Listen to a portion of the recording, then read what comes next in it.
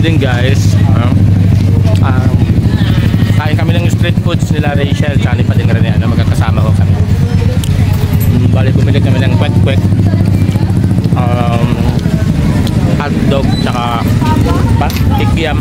Ano yung mga luto dito sa ito kami sa sentro ng Labo. Sa sentro ko kami ng Labo.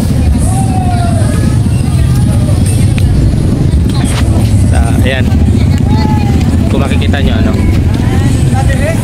nag-i-enjoy si Rachel sa sa pagkain ng street foods, kasi minsan niya lang itong magawa ulit. Pero talaga nung mga bata pa sila, kahit dun sa amin sa Kamambugan nagtitinda sila nito. Yung nandun pa kami sa harap ng school, nakatira sa Kamambugan, sila yung nagbabantay, kaya masaya sila habang pagka maraming bumibili. Ayan, happy naman sila. So ayan, si Pading Rene ang tagahawak ng camera ni Langga. At ito ang naman ang tindera ng nagbabantay. Palamig na lang.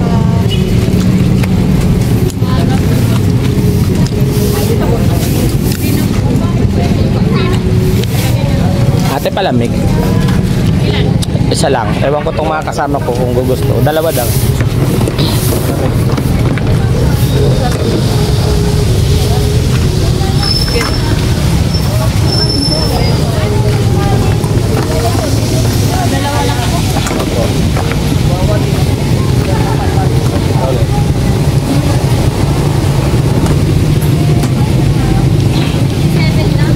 Nandito po kami sa Kapitolyo ngayong gabi. Yan si Rachel tsaka si Mabel Morales Vlog. Yan.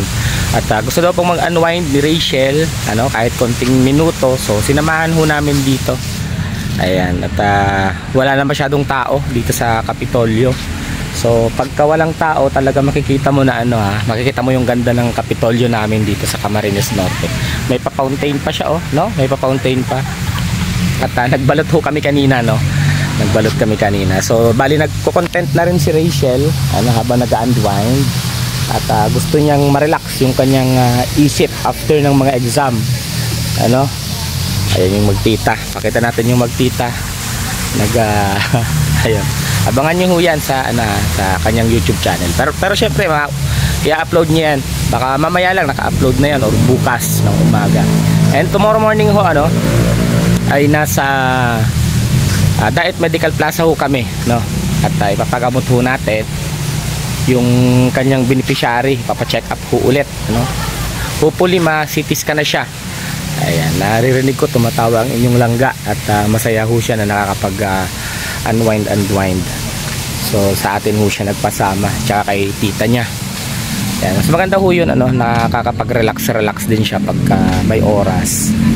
At meron pa rin naman hong mga mangilan-ngilan na tao na nandito. Tulad ho doon, may tao pa doon na nakaupo. Tsaka may isa pang grupo doon na mga nakaupo. Ayun, hindi na lang masyadong makita rito. Medyo marami-rami pa rin naman ho dito. So ayan sobrang ganda ng aming Kapitolyo. Grabe. Tapos may pailaw pa siya.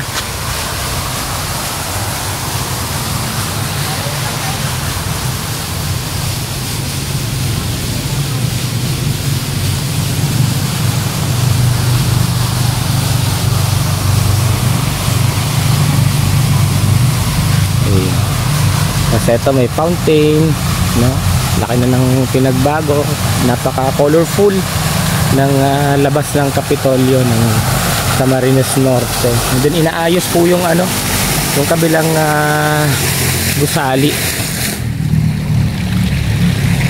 And siyempre si General kasama natin si General Simato.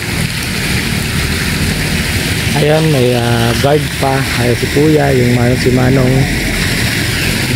Tapos ito, ayan ho yung grupo na nakaupo pa, may mga grupo pang nakaupo.